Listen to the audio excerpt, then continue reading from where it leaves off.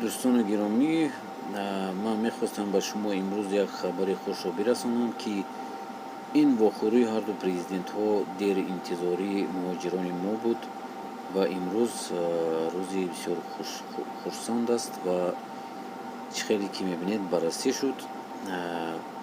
انشاءالله مهاجران ما عفو میشوند، کسانی که دپارتاسیا شده بودند. من باوری دارم که اونها همشون عفو میشوند و دوباره دوستان عزیز، من از شما خواهش میکنم که پاتنت کنید و همه دکومنت ها رو تخت کنید که دویم باره و باری سوم دپارت نشوید. و حالا توجه کنید با اعلان ضمن واخوری امامعلی رحمان و ولادیمیر پوتین مسئله اعلان عفو نوبتی مهاجران از جمله شهروندان تاجیکستان در روسیه محاکمه شد. سلام بینندگان خبر تیجی، لایک موندن فراموش نکنید و به کانال ما ابونه شوید. روز 20 دکبر در شهر پرزیدنتی تاجیکستان امامعلی رحمان در حاشیه جلسه غیر نوبتی سران دولت‌های اعضای اتحادیه دولت‌های مستقل با پرزیدنت روسیه ولادیمیر پوتین ملاقات کرد.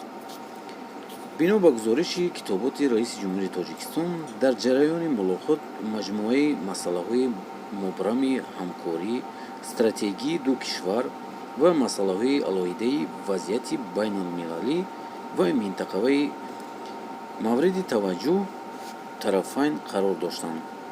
ضمن واخوری رفت تبدیل‌ها اوید به حل مسائل مهاجرتی مهنتی به خصوص مسئله اعلان عفو نوبتی مهاجران از جمله شهروندان تاجیکستان در روسیه محاکمه کرده شدند آمده است در خبرنامه.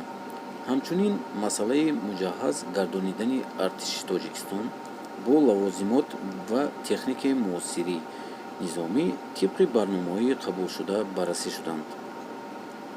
طبق اطلاع کتابات ضمن مبادله افکار اطراف وضعیت بین المللی و منطقوی، جانب‌ها همچنین در اشاره به حالات امروزی نگران کننده افغانستان ضرورت تحکیم حفظ سرحدات تاجیکستان و افغانستان را تاکید کردند. منبع افزود که در ملاقات همچنین دیگر مسائل مورد توجه جانب‌ها بررسی گردید.